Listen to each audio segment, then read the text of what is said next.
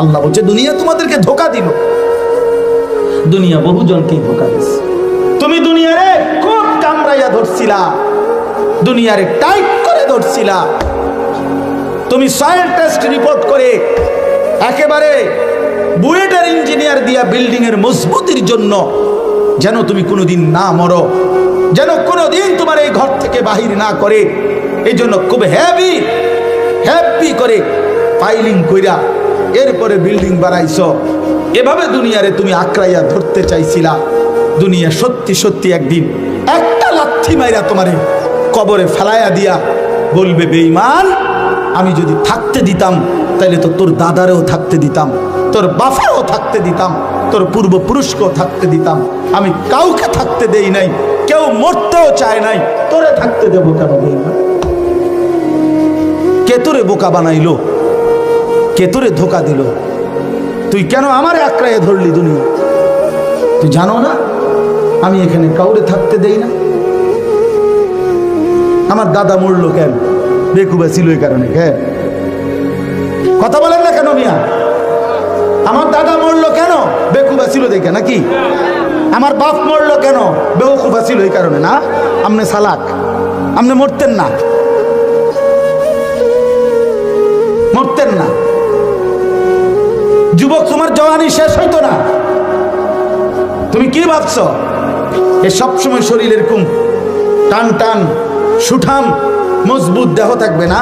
এমন হবে না আর কোনোদিন। ওই বুড়ো মুরব্বী, বুড়ো মানুষ, ওই চাচা দাদা, তাদের মতো ঢিল রাধা শরীর আর হবে না।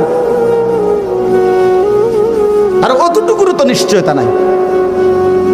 কোরআনুল কারীমের মধ্যে আল্লাহ বলছেন, কি সুন্দর আয়াত শুনেন।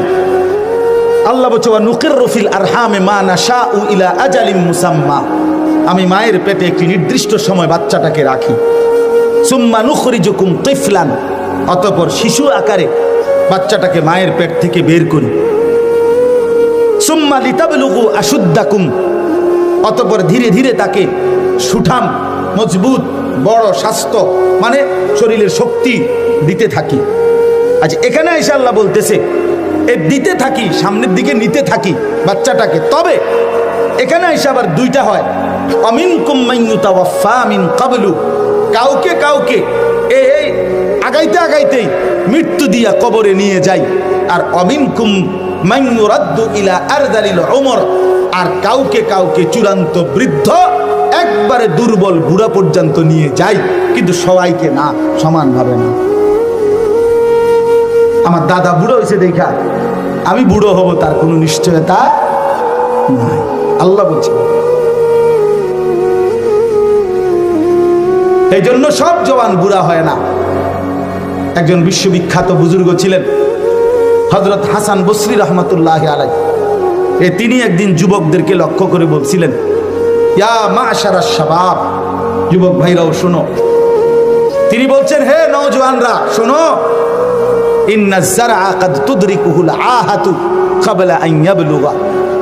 উনি বলছে বহু ধান, বহু ফসল, বহু ফুল পরিপক্ক হওয়ার আগেই, পূর্ণতায় পৌঁছবার আগেই রোগ ব্যাধি জীবাণু ইত্যাদি কিছুর কারণে ঝরে যায়।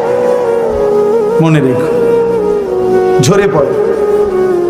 এক গাছের মধ্যে যত মুকুল ধরে তত পরিমাণ আম হয় না, হয় কি ভাইয়া? তো এটাই উনি বুঝাইবেন।